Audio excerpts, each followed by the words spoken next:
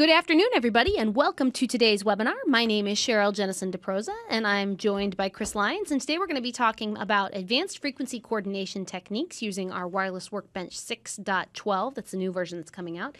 And we are joined by two very, very special guests that are going to talk us through and walk us through and show us all the great things that that Wireless Workbench can do. And that is Sam Drazen, who is the software product manager, and Ilya Traeger, who is the senior software engineer here at Shure, one of our senior software engineers here at Shure. So they're going to talk us through all the ins and outs. But before we get to that, just a few quick items of housekeeping. This webinar is being recorded, so if you ever want to view it in the future, you can go to shure.com/training. All of our archived webinars are located there. There's a lot of great topics covered, a broad amount of learning from beginner to advanced. So please feel free to take time and view it. It's all free. It's all available at the click of a mouse. Shure.com/training. This webinar will be available probably sometime next week there.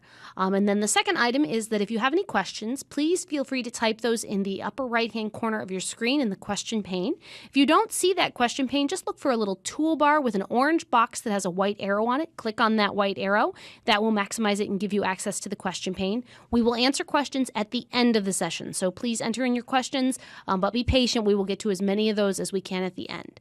So that wraps up all the business that I have to talk about. Let's get into the good stuff. Take it away, Chris. Thanks, Cheryl. All right, welcome everybody, and today we want to talk about RF coordination, and we should probably say at the outset, a lot of our webinars are fairly basic for people who are new to microphones, new to mixing, new to whatever. This one's a little bit different. We're going to be talking about advanced frequency coordination techniques, so we're assuming that everyone listening already knows about intermodulation distortion, already knows about frequency separation and that sort of thing. If you're not already comfortable with some of those concepts, you might want to look at some of our previous webinars where we talk about basic frequency coordination and so forth.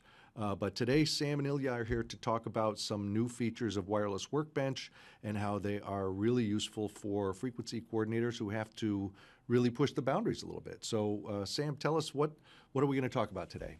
Thanks, Chris. I think to set a nice foundation, we might briefly discuss the goals that an RF coordinator might have, that the position is new, is indicative, or that there are so many needs for frequency coordination tasks. I think speaks to how much RF coordination has become a more popular practice in large-scale productions where wireless microphones are a critical source for audio. So we'll briefly discuss the goals that a professional RF coordinator might have, only to set the stage for discussing some of the tools that might be in their toolkit, and then discussing some frequency coordination techniques that pertain to atmospheres where a high channel count is needed to just get a lot of wireless channels online. And that's going to lead into a demo that we'll do where we'll spend the bulk of our time showcasing some features of a Wireless Workbench 6.12 that has a lot of features specifically targeted towards frequency coordinators who need to get a lot of channels on air. Mm-hmm. Great. All right, well, let's go into a little more detail. So what are RF coordinators doing? And we should say that this used to be something you only found at a big event like the Olympics or the Super Bowl, but now it really is, you see frequency coordination services at big trade shows, at music festivals, for big educational campus wireless installations and all sorts of things. Yeah, it's the role of RF coordinator, like you mentioned, can be seen in small music venues or bars. It can be seen in houses of worship or corporate installations, pretty much anywhere where people want to expect their wireless audio systems to work properly. And not just audio systems, but a lot of things that leverage RF to transmit data. So the goal of an RF coordinator, and the reason the position is so much more popular now today than it was, is because it's making wireless work. While that might be their goal, it's not necessarily always easy. A lot of things use wireless, use RF signals to transmit information, and coordinating all of that data is not always a trivial task. So the first goal of an RF coordinator is to make sure that wireless systems work. It's kind of an obvious thing, but that often entails a number of tasks, not the least of which is finding compatible frequencies. This is literally the real estate in the spectrum in which frequencies would occupy to not interfere with one another and also transmit cleanly in the spectrum. A big piece of finding compatible frequencies is properly accounting for your RF environment, understanding whatever spectrum range your wireless systems are operating in, what occupies that spectrum when your wireless microphones aren't there. Properly capturing scan data and properly surveying, the RF environment. So you understand the dynamics of are things coming in and out and transmitting in that particular spectrum? Is it relatively low noise? It just gives you a better grasp of what you need to do to plan effective wireless usage there.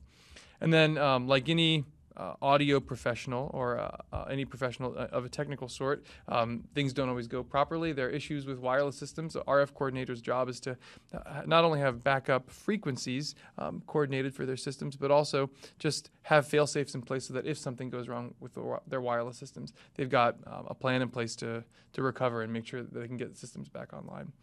A topic we're not going to discuss today in particular, but a key piece of an RF coordinator's responsibilities is also to understand and optimize RF signal flow, getting RF data either out through antennas or into antennas and making sure that all of the disparate components that need to receive an RF signal are getting properly conditioned and at a proper level, the RF signal from their transmitters to their receivers. It's not really pertinent to frequency coordination, at least what we'll discuss today, but it's a critical part of configuring wireless. We're kind of already assuming that that's been done right. Yeah. At this point. And I think we had a webinar maybe a year and a half ago all about antenna placement and selection and optimization. So Shure.com/training. Thank you, Cheryl. No problem. All right, well, let's jump right into it. So what kind of tools are frequency coordinators using to get this done?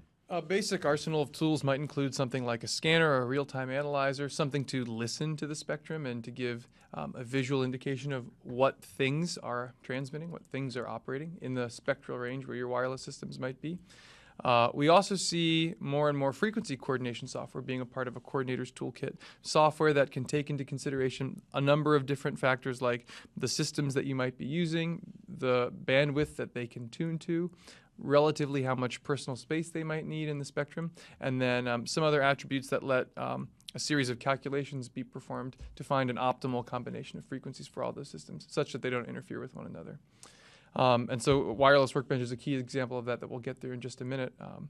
But in addition to finding frequencies for your wireless systems, device monitoring and control software also is pretty helpful to deploy that configuration to your wireless devices. I'm sure it's got a big portfolio, and a lot of other audio manufacturers have the same sort of portfolio of network-controlled systems, which make it really easy to send data to your gear instead of having to bend over and, with a punch, with an encoder and buttons on the front panel of every device, set parameters. Where if you're just setting 2 devices worth of frequencies, it might not be so bad to do it by hand. But 200 channels gets a little bit more cumbersome. So that's where control software kind of comes into the picture. And then last but not least, just a general knowledge of the spectrum in which your wireless microphones operate. If you're running wireless systems in the DECT range versus the UHF-TV bands, the wireless properties of systems that operate in each range tend to differ. So a general awareness of the law, the rules of the road, so to speak, of the spectrum ranges that your systems operate in is a pretty important baseline. Mm-hmm. And just to be clear, if there's anybody here who's not familiar with how this works from a scanning point of view, Wireless Workbench isn't the scanner per se. That's an outside piece of hardware that does the actual tuning and listening. Wireless Workbench just lets you analyze and process that information. Yeah, that's a great point, Chris. Wireless Workbench is excellent at capturing scan data using a Shure networked device like a networked receiver or Axient Spectrum Manager. And it can also import scan files captured from a TTI device or an RF Explorer, or a variety of other third-party scanning devices. But it itself is not a scanner. It is merely a scan processor that can turn that information into useful inputs to coordinate frequencies. Right. Great. Yeah, that's a good clarification. Let's talk about some of the basics, the boilerplates of the approaches, the techniques that people can use. Yeah, so what we'll do today, and I think the demo is going to cover this better than text will, is we're going to walk through sort of 3 key steps RF coordinators can do to best find sufficient frequencies for their systems. And the theme of today is going to be being appropriately aggressive to find enough frequencies for high channel count applications. The first one, as we mentioned with scan data, is to just understand your environment. Typically, scanners will be used to listen across the range of the operational spectrum you plan to use and show you where the noise is. And it can come from any variety of devices, including, but not limited to, audio wireless systems, video walls, intercom systems, anything of the sort that might be wireless or not. After you've assessed your wireless environment, the next thing that we'll talk about is classifying the devices that you're going to be using. If we're rolling into the United Center in downtown Chicago and Ilya and I have 20 wireless channels we're going to use, it also might be the case that the United Center has their own wireless systems. And we want to make sure that we're not only getting good wireless performance out of our gear, but that we're good citizens and aren't stepping on the frequencies that might be there in the house. And that same sort of concept of understanding the full landscape of not just your gear, but all of the gear in play from a wireless perspective is another thing we'll cover in a little bit of detail. And then last but not least, just tailoring coordination settings. This is where some of the new features to Workbench 6.12 come into play. Really being appropriately aggressive is, I think, the way I like to say it, to fit the most frequencies in the least spectrum as possible. And given the spectrum landscape and how things are changing with regulatory changes and increased RF efficiency of systems, this is something that you can really leverage well if you know the right sacrifices to make. Mm-hmm. What's that old saying that the definition of an expert is not someone who turns a screw, but someone who knows which screw to turn. There you go. I like that. And that's what frequency coordination is all about in this case, is knowing which levers you can pull to squeeze more. That's exactly right. All right. Well, let's see. Let's push a couple of buttons here and shift over so that we can see Sam's screen here. And there we go.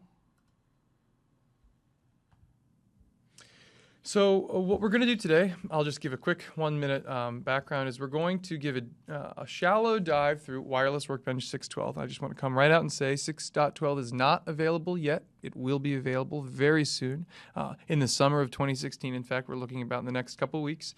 But we're giving a preview today of 6.12. Only a very small subset of the features are we actually going to discuss today. The release has a ton of new functionality, but today we are explicitly going to be focused on frequency coordination for advanced RF coordinators. And you see on my screen I've got a boatload of Shure gear that we're going to do some coordination tasks for. But first, what I want to do is just set the stage. Sort of going back to the workflow that we just talked about, Chris showed a slide with 3 main steps of getting set up for frequency coordination. The first step being classifying your RF environment. Now you'll notice that I've loaded a scan file in here. If I was connected to some Shure network devices, I could capture a live scan too. That's a feature that we offer with our networked wireless systems. But in the time being, I'm just going to load a scan file that was taken with a spectrum manager. And you'll notice that it ranges, if I zoom out here, from 470 to 952 megahertz. But one quick thing I'll show, which is kind of cool, is that the 6.12 version of Workbench I'm showing actually supports scan data from all the way down to 30 megahertz up to 2 gigahertz or 2,000 megahertz. So if you had a third-party scanner or some device that could capture and store that scan data in a CSV, you could import that scan into here and coordinate frequencies for VHF systems, stuff above 1 gig, basically any system within this range. Mm-hmm. And now that's more and more important because more frequency bands are becoming available in typical wireless gear, so it's more likely that if you're running a lot of systems, you're going to be integrating a whole bunch of different frequency ranges. That's exactly the case, especially in different areas around the world. Different spectrum ranges are being sold off or being repacked, and we wanted to make sure that all the flexibility our customers were used to having in the UHF TV bands extended beyond for alternative ranges. I would like to add a little clarification. Everything is correct about 30 megahertz all the way up to 2 gigahertz. However, just remember, if the system behaves like your typical UHF system, then this calculation and coordination is applicable. If you have a digital device that hops frequencies, operates on its super low transmissions, this calculator is not for those devices. Just an example, DEC devices are not subject to this type of coordination. Some smart devices can figure out their frequencies on their own. And again, those are not subject to this coordination. That's a really key point. The calculator in Wireless Workbench is for fixed frequency, single carrier systems. And that is sort of a foundational, that's kind of the way it's always been for Wireless Workbench calculator. Exactly. Yeah, that's a good point. That's a good point. So kind of just jumping into 6.12, I'm going to zoom in and showcase one new feature that pertains to the first element of our workflow, classifying our RF environment. So if you're looking at this scan, you'll probably see some similar fixtures that the scan data presents, DTV stations that have these very common, at least in the United States, 6 megahertz humps. And we've got some scan peaks over here. You'll notice that this red line, which has always been there, it's our exclusion threshold, is the user's control to set their threshold for pain, being noise, RF noise from a scan above that line excludes the spectrum for which the line is surpassed. What is new to 6.12 is the fact that we are displaying this secondary threshold, this orange line here. And it might seem mundane, but just you wait. It's about to get real exciting here. This new threshold is a scan peak threshold. And functionally, what it's doing is nothing new from previous versions of Workbench. Wireless Workbench 6 has always had this functionality, but what we're showing in 6.12 is that this threshold is there. And it behaves a little bit differently from the scan peak threshold. Ilya, maybe you can explain how it works. The orange threshold is something new and something old at the same time. It always existed but never been visible. However, we felt that users want to have more control over how they deal with frequency coordination, so now it's totally under your control. It has some logical limits. You can drag it all the way down below the red one. It will always remain above it, but its default value is carried over from the previous releases of Wireless Workbench. And what it means that any signal that pretty much sticks out, meaning being hot power-wise, is treated as something dangerous to you because it can create intermod products, and basically it's something to be aware of, stay away from, and possibly not to interfere with it. This is going back to what we said in the introduction. Being a good citizen is protecting your interests, but also be cordial to your neighbors. Yeah, so what does this mean? Why are we doing this in the first place? Well, if I were to have captured this scan, and a scan peak like this were to have existed in the environment that I was going to operate my wireless mics, if I wanted to be polite to what looks like an RF transmitter of sorts, a handheld microphone or something like that, I probably wouldn't want to get too close to this scan peak. It probably represents another wireless system operating. So the way that Wireless Workbench handles this scenario, by default, it's been built this way, is to assume that there's a device here. And not only is sort of that assumption has a couple things tied to it. One, we're going to avoid just this blatant spectrum for which the scan goes above our exclusion threshold. But two, what we're going to actually do is assign an equipment profile, similarly to like what you would assign for a Shure UHFR or any system you would add to your inventory, that defines some spacing parameters that will protect this particular frequency. And I'll actually show you a secret feature. It's not in the released version, but I think it's helpful for educational purposes to actually see what sort of channel spacing we give around this peak. So by default, Wireless Workbench doesn't pretend to know what sort of system is there. It associates a very generic profile. That's what we used to call it in previous builds, a generic profile. But what we call it now, it's been updated the name to generic device. And all we're really saying here is we know there's some entity with a high output power as received by the receiver at this frequency. Because we don't know what's there, we're going to assign this generic profile that makes sure that no other frequencies that Workbench will coordinate get close enough to this signal such that it would interfere with it. So in general, it's a good way to protect and to be a good citizen to peaks around your vicinity. So the standard scenario is, I don't know what it is, but I'm going to be nice to it. Exactly. That's a great way to think about it. And when you're being a friendly neighbor in the RF spectrum, that's a great way to operate. However, where that can sort of turn against you is if things that are transmitting are either not authorized to transmit there, or there shouldn't be anything there and you don't know what it is, or you have such high frequency count needs that you don't have the luxury of being a nice citizen.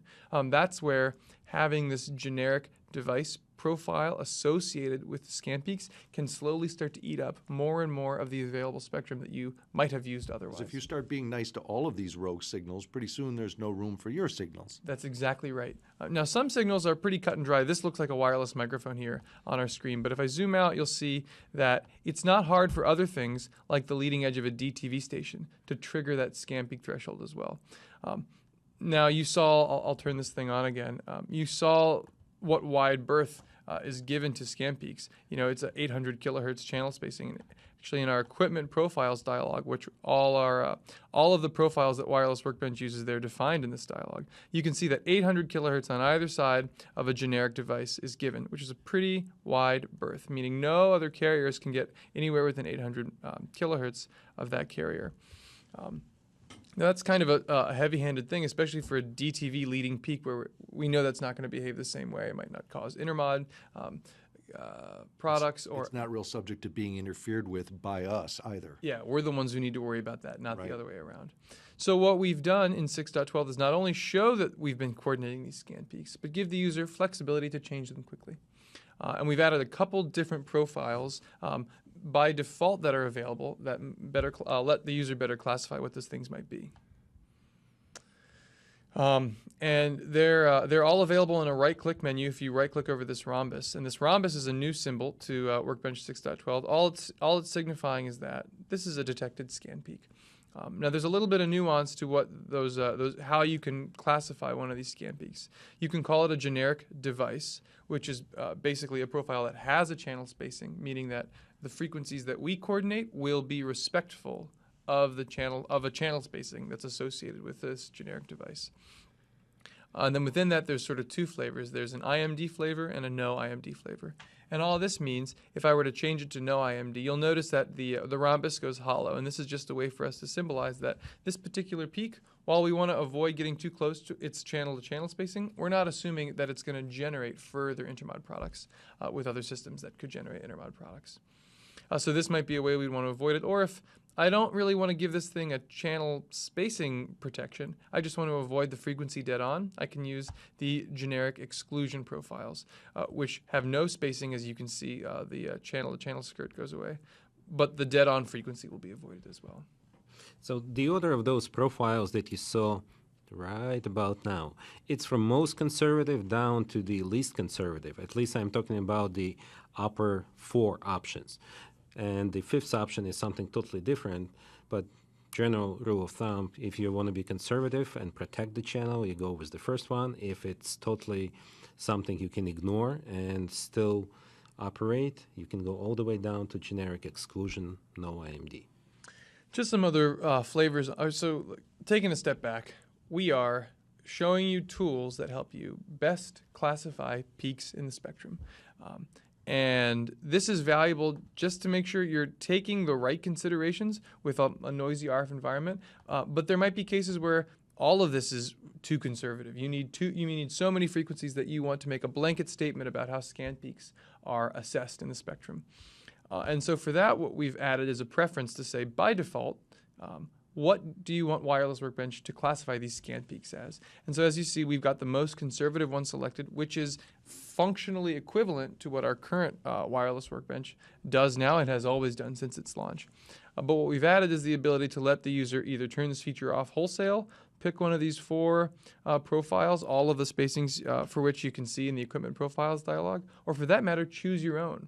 So what you could say is, I don't know what these scan peaks are, but I'm going to make the assumption that anything I encounter out in the wild will be roughly as robust or need as much space as a UHFR. And it'll take the spacing parameters for that and automatically apply that to those systems. Or what we would recommend is to create your own version of these generic profiles that are probably a little more aggressive. 800 kilohertz channel spacing is pretty ridiculous. But in any event, what I can do is I can choose to call all of the scan peaks generic IMD exclusions. And actually, before I do that, what I want to do is bring in frequencies to the frequency calculator. And I want us to calculate frequencies for a pretty large rig. I think we have, 144 frequencies. And as we make these tweaks, we're going to keep calculating more and more, and we'll hopefully see the amount of frequencies we've found versus those that we've asked for, which is summarized in the bottom right-hand corner there, slowly increase as time goes on. So you'll notice that we found about 61 out of 144 frequencies, far from what we really need. And you're seeing our frequencies dance around here. You'll notice that the markers are color-coded per their color coding in the inventory. This is a new feature in 6.12.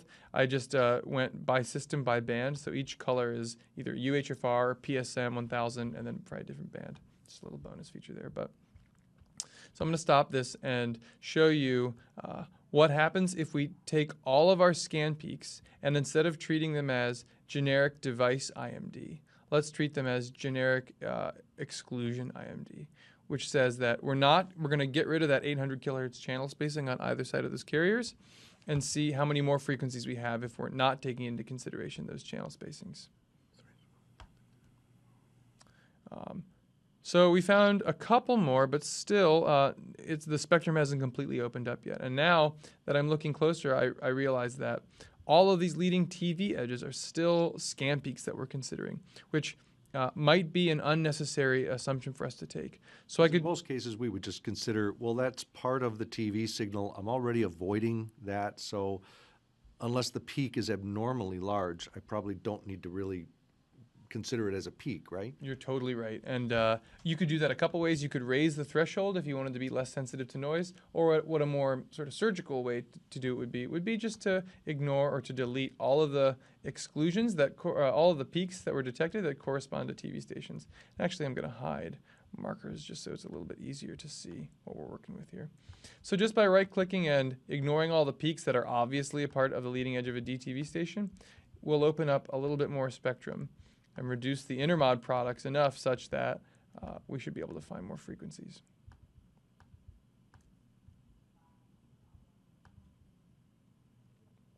And we've added about, 4 or 5 more to our, there we go, we're finding upwards, almost halfway there.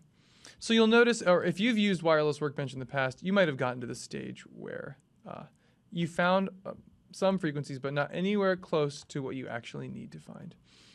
And that's the thrust of sort of the next feature that we'll be talking about, which gives even more power and flexibility to take some assumptions to best fit a lot of frequencies in.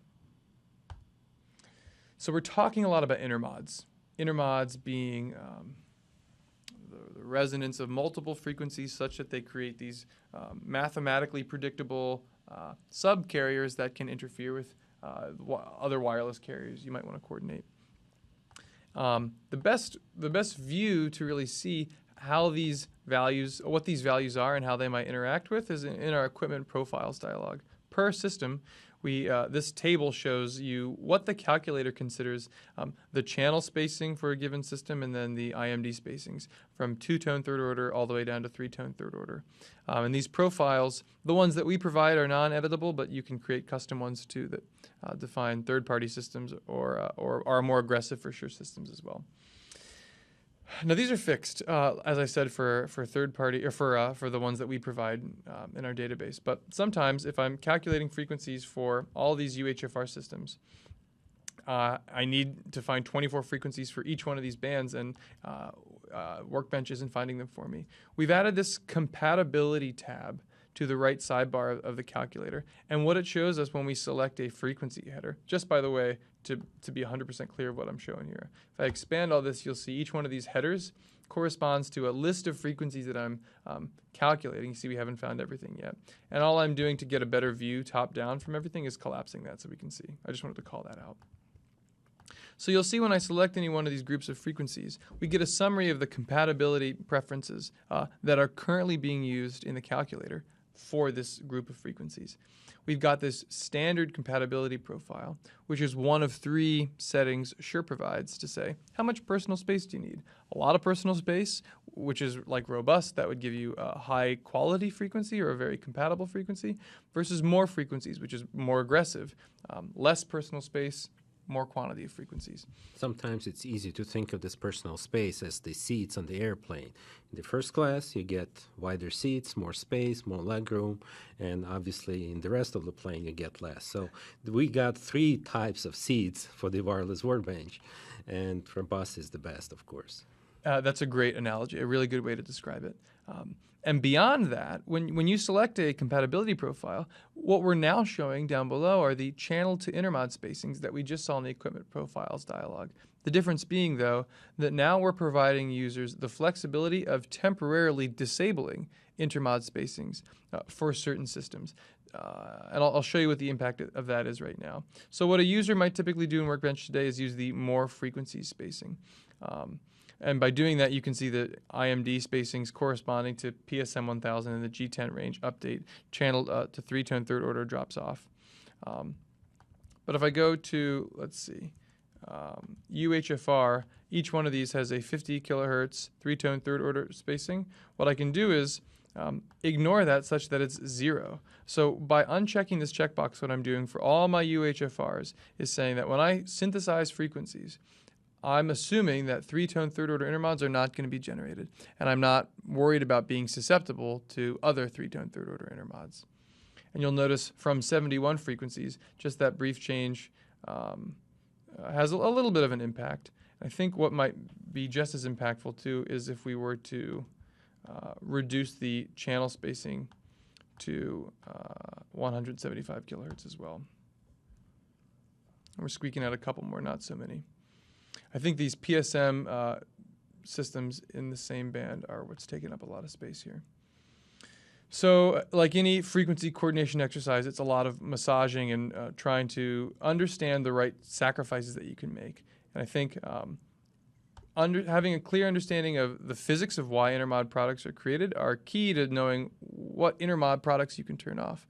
For microphone systems, it's pretty clear cut that when transmitters are close enough to one another in proximity, that is when the intermod products are a lot more likely to be created. So if you've got two transmitters in close proximity, your guitar player and your bass player are back to back, shredding some awesome solo. The proximity of their body packs is a factor and something that could create intermods that could be harmful to other carriers. Which is why we seldom want to ignore two transmitter third tone intermods. The likelihood of two transmitters being close to one another is highly likely, and something that it would be a little bit risky to ignore. So basically the system is sort of thinking along the lines of the worst case scenario, which is that, well, these two people are going to be standing right next to each other, or these three people. And you might know as a show coordinator that, well, that's not going to happen. This person's going to be over there. This transmitter is going to be over there. They're never really going to walk together. So you might be able to say, oh, you know what? I can say, don't worry about that happening. That's exactly it. And I think if you know some key things about where the systems are going to be, you can make a few parameter changes in Wireless Workbench that greatly relieve the calculator from trying to fit so many frequencies in one space. A good example of that would be like two stages in a music festival. Mm-hmm. If stage A and stage B are 1,000 feet apart from one another, what that knowledge can do is inform the calculator that the proximity of these systems is so far away that the likelihood of intermod products is effectively zero. And that relieves the calculator from considering any intermod spacings.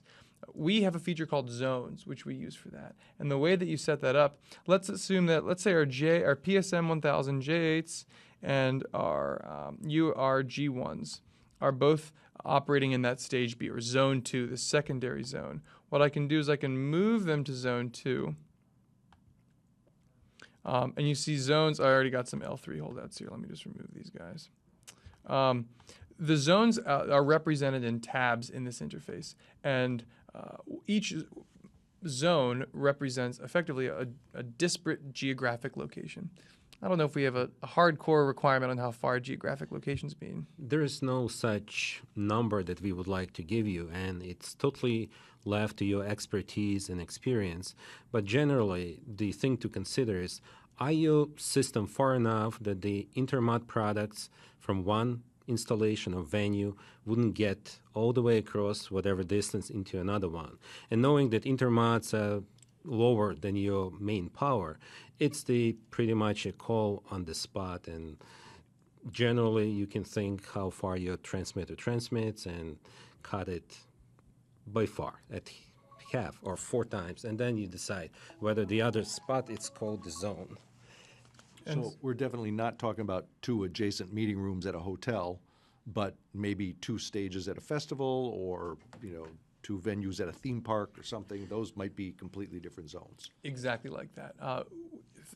Frequencies in different zones will have no affordance for intermod spacings bleeding on top of one another. The only thing we're going to protect for are direct frequency hits and channel-to-channel spacing. Mm-hmm. And in my experience, judging by the questions that come my way sometimes, it's a common mistake when people try to use zones as the means of organizing gears in racks, or rooms. And as Chris said earlier, adjacent rooms do not qualify as different zones. They're definitely the same zone because their ref environment is identical in both. Yeah, that's a great way to say it. So just as I put those frequencies in different zones and tried another calculation, you saw our number jumped all the way up to 123 frequencies. And that's with these profiles in the second zone being standard. If I wanted to ignore 3-tone third-order intermods for P10s. I probably wouldn't do that if the transmitters are all in the same rack, but I could lighten that down. Oh yeah, still the 3-tone intermods are dropped there, but I can get more aggressive in each one of these zones. And now the restrictions for each are significantly reduced such that we're almost at our 142 limit. So by merely understanding and acknowledging that certain systems are going to be spaced far enough apart, we've greatly relieved the pressure on the calculator of fitting so many frequencies in the spectrum. So it's a lot about understanding just the constraints you can take. And I think zones is a feature that a lot of people may have used organizationally just to sort of group this conference room, that conference room in Wireless Workbench in the past. But understanding the intermod implications, I think, are a key part of getting the frequencies that you're looking for. Mm-hmm.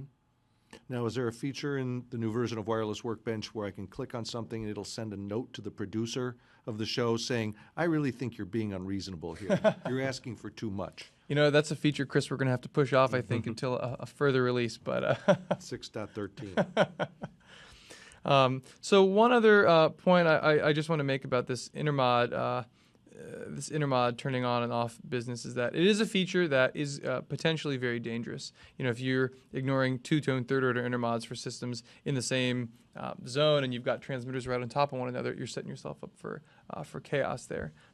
But this is a webinar for advanced frequency coordinators and a feature for those who are savvy about the implications of intermods.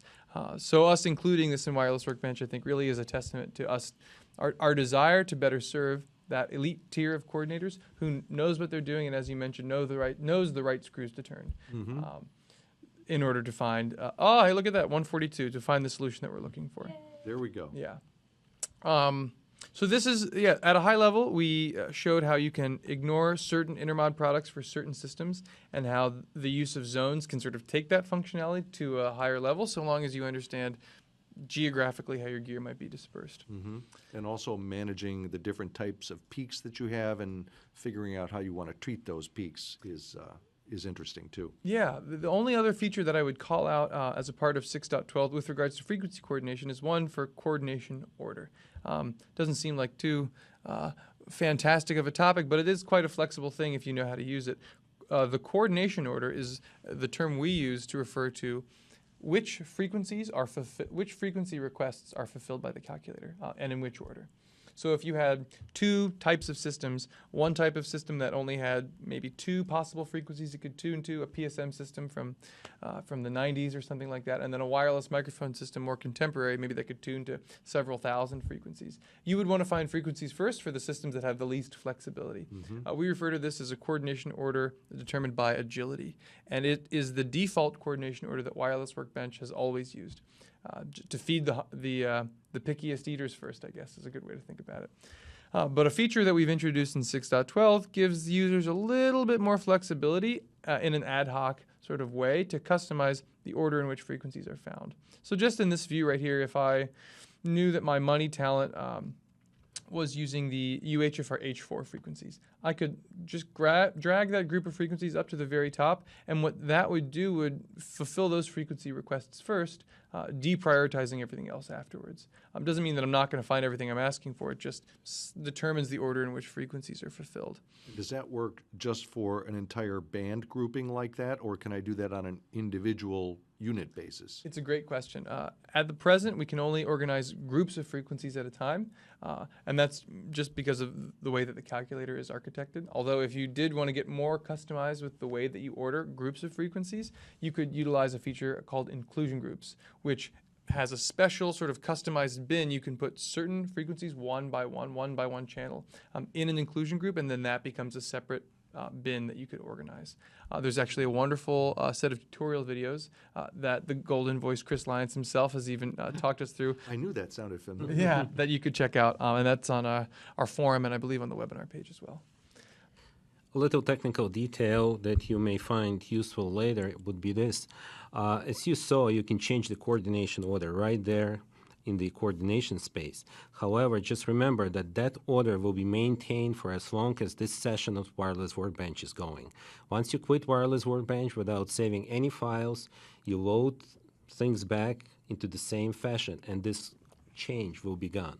So if you want to preserve this coordination order that you customized in the coordination space, you save either entire show file or you save your coordination workspace. Then you can load them back and get your order exactly the way you left it.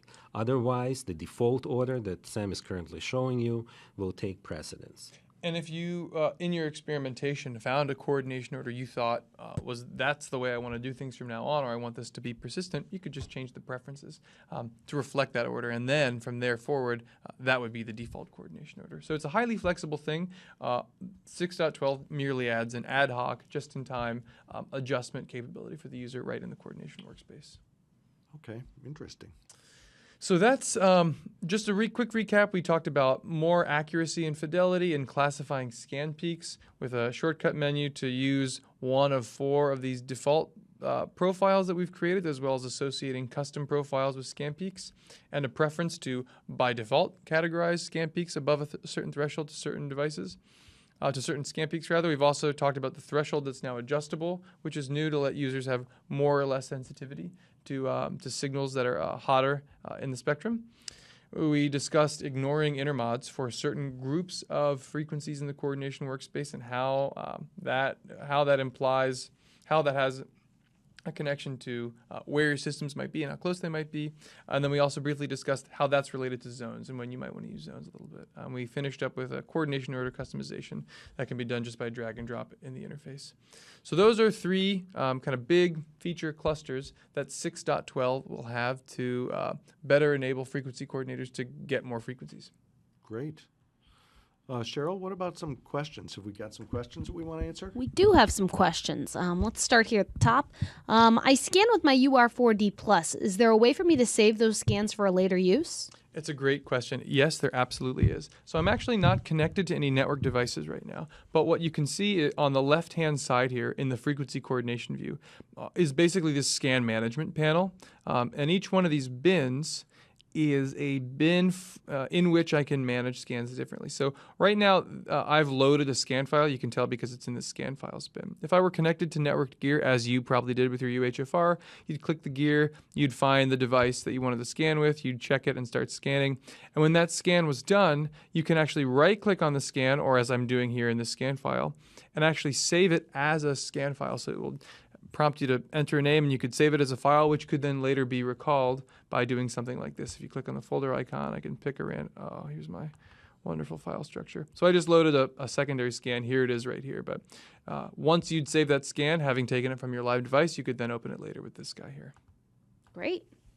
Okay, with respect to generic devices, can you give examples of devices that can be ignored or treated less conservatively? This is very much like it's a thing that you kind of have to decide for yourself. You know, we've got some pretty rigid technical descriptions of how those profiles are generated, but it's very much a subjective thing that you would need to decide for yourself. Do you have any comments on the profiles, Ilya? Maybe just guidelines, not a rule, but if your generic device is something you believe is preventing you from achieving the count of frequencies you need, consider what that device is. Are you threatening that device by your system, meaning do you want to be a good citizen or you're willing to interfere? Maybe that device is far away and it's just higher power and there is no chance your microphones will ever impact its functionality. That would be a good case to go from a generic device to a generic exclusions, and which will give you more space. As far as IMD source or not IMD source, only a guidelines is to think about the distance. Actually, if the power is high and distance is short, there's a high chance of creating intermod products that could be harmful.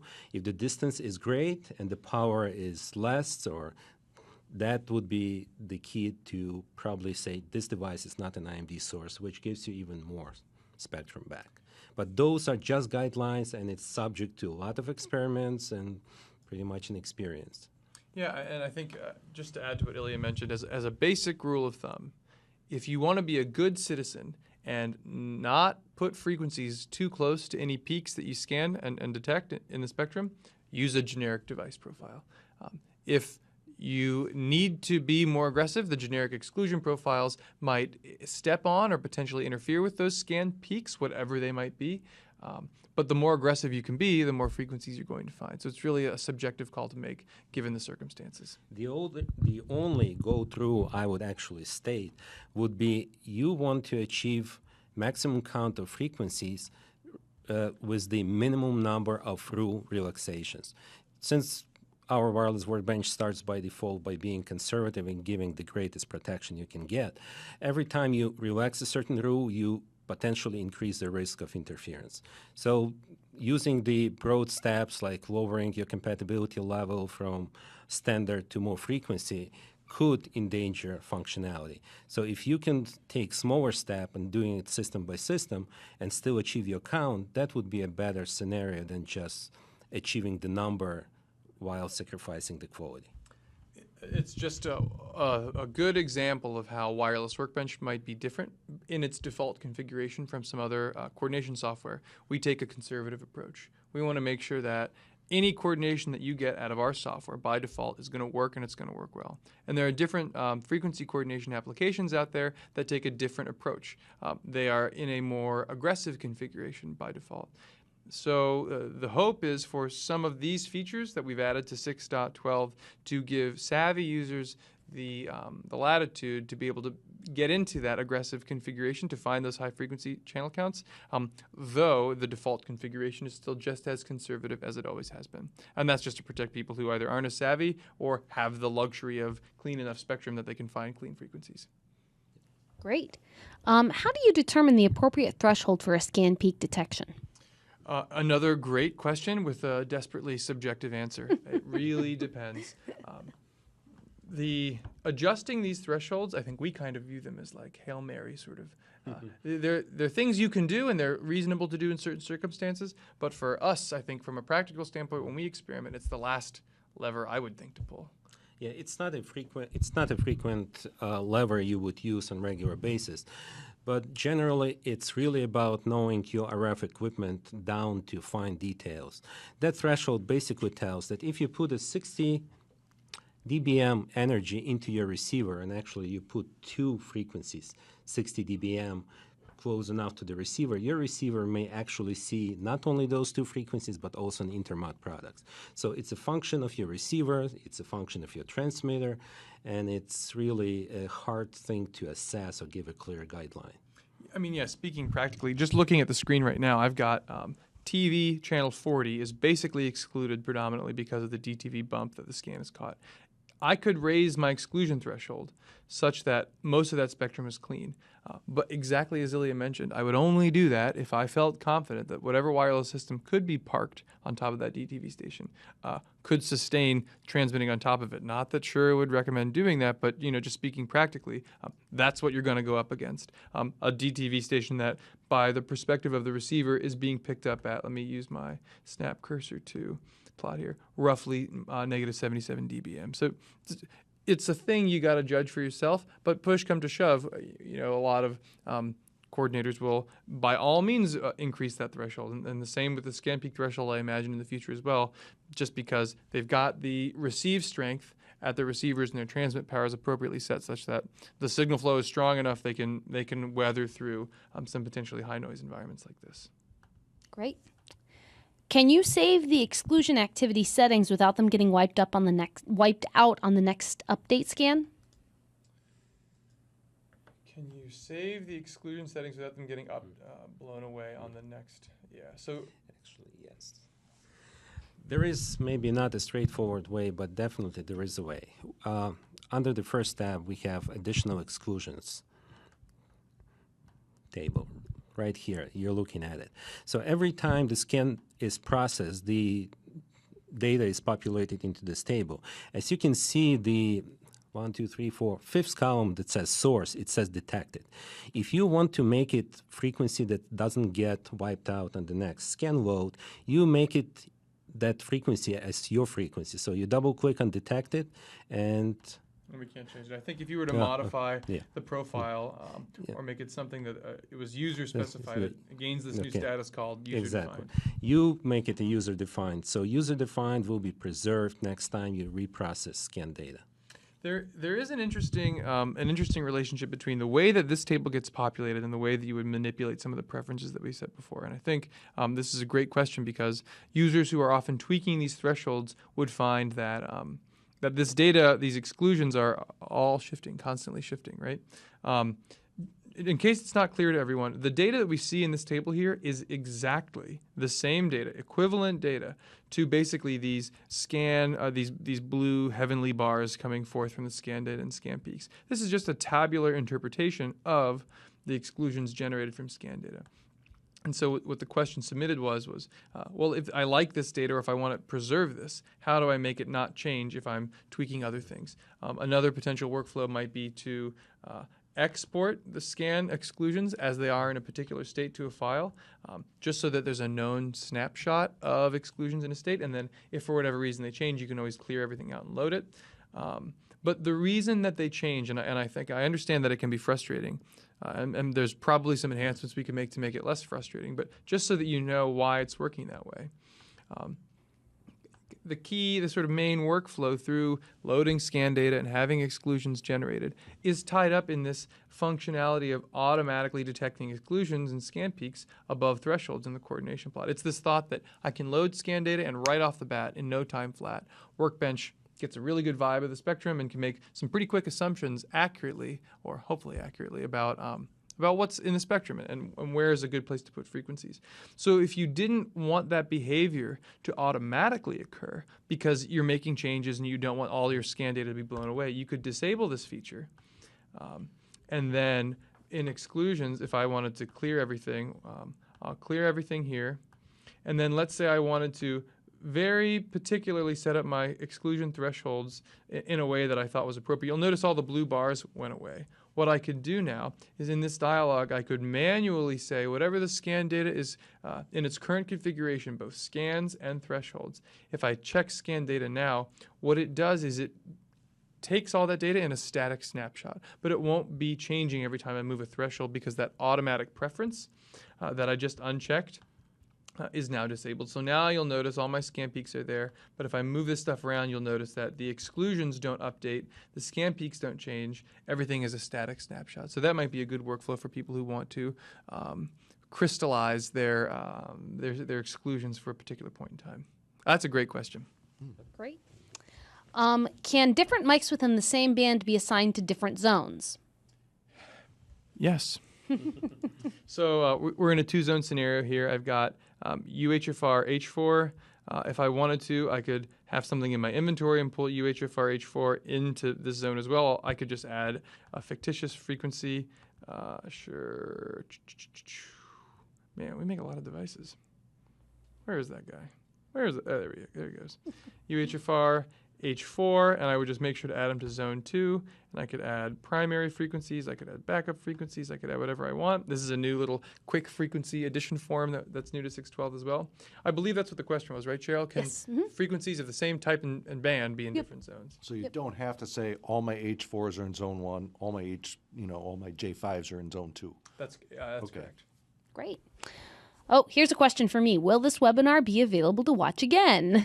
Yes, if you go to shure.com/training, it should be posted up there sometime next week, along with all of our past webinars. So next question. What model of scanners work best with Workbench? Those with Shure written on the front of them. No, it is a good question, and it's a practical question. Because if you scan with using our wireless systems as the receiver or the tuner, you're limited to the available bandwidth of that device. That's exactly correct. But for some users, you might want a whole spectrum scanner. Yeah, so if we talk from the easiest workflow to the most complex workflow, the easiest way to get scan data into Workbench is with a networked Shure device like a wireless receiver or an Axion Spectrum Manager. And the reason it's easiest is because you can connect the thing to Workbench and start scanning, and there's a live connection where the data just gets sucked in straight away. If you don't have those devices, or as Chris mentioned, if you want to capture scan data beyond the tunable bandwidth of your device, there are a number of third-party devices that can capture scan data and save them as a file that can then be imported into Wireless Workbench. Shure doesn't explicitly endorse one manufacturer or another, although we've heard a lot of reports from users that devices like the TTI, the 2700 model, or RF Explorers, or even higher power RTAs like Anritsu or Rodian Shorts, these are all scanning devices that can generate some form of scan file that's in a CSV format, and that's really the key requirement for us. It's a pretty rigid format that we can accept. It's a CSV format that... It's a comma-separated value, very common to many manufacturers, and it's universally simple. And the data in the file that we're expecting is, I believe, frequency and dBm. In the Wireless Workbench help system, there's a page that explicitly states the format that the data can be in. In a future version of Workbench, we could probably make it easier to get a variety of different formats in, but just as a note, WinRadio scanners also export a proprietary format, and we can manage those as well in their native state. But in general, if you can get scan data in a CSV file, it might take a little bit of Excel wiggling to get the data to agree with Workbench, but that would be a way that you would be able to import a file. And you would import it through the exact same workflow that we imported a file previously, just with the folder button right there on the right-hand side, or the left-hand side. I would like to give a little support to Sam's initial statement that the Shure Gear is the best to use as a scanning device. And it's a totally objective reason, because Shure devices, for instance, UHFRs, have the same vision of the spectrum as your actual UHFR devices. So essentially, if your majority of your devices is represented by a certain type, like UHFR or Axion, it's very practical to use the same type of a device for scanning, because it will see the spectrum exactly the way the device, the receiver itself, will see the spectrum. On contrary, if you use a third-party device that sees the spectrum in completely different fashion, and probably the most relevant parameter is the resolution bandwidth, if you can find it on the data sheets, then the vision of the spectrum of the scanner will be radically different from the vision of the spectrum from UHFR or Axion device. And that will introduce a certain inaccuracy in the coordination. By no means it prevents you from doing coordination, but you should be aware that a little inaccuracy will actually occur. And I was just going to add, that also brings up a point you've made once before, I think, Sam, that it's not a bad idea to be using a similar antenna setup during your scan as you're actually going to use during a show. Yeah, that's a great point, both you guys. I think to have a scan from ideally the antenna system that all of your wireless systems are going to be using during the show is the most accurate perspective of what your systems might hear in terms of interference or intermodulation or anything like that. And the only caveat I would say to that is when performing like a site survey, maybe at the beginning of the day, right when the gear comes off the truck and you're loading things in, I've heard a lot of users take scans with probably omnidirectional antennas at that point with their own sort of RF chain that doesn't necessarily run through the whole RF signal chain that your rack might have, just to survey what noise could be coming from any possible direction. So during the show, if you've got directional antennas pointing right to stage, maybe it's okay to monitor the environment from that limited perspective. So it really depends the context. But yeah, you're right. If you use the same signal chain that your receivers hear, the scan is going to reflect what they would, what they would hear, what the receivers would experience themselves. Mm-hmm. Well, speaking of our old friend, the Spectrum Manager, will there be a firmware update for it to reflect the newer wideband range mentioned earlier? It's an excellent question. The answer is no, and the reason is pretty simple. The circuitry in the box physically limits it to scan the ranges that it can. So we could firmware update that thing to our heart's content, but nothing will unfortunately extend its scanning capabilities.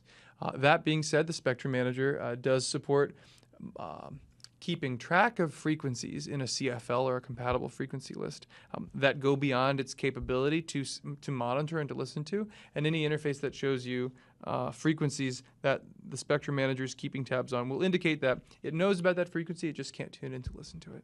Great. All right. Well, we still have a lot more questions, but unfortunately we are out of time, so we're not going to get to that question about the FCC Spectrum auction.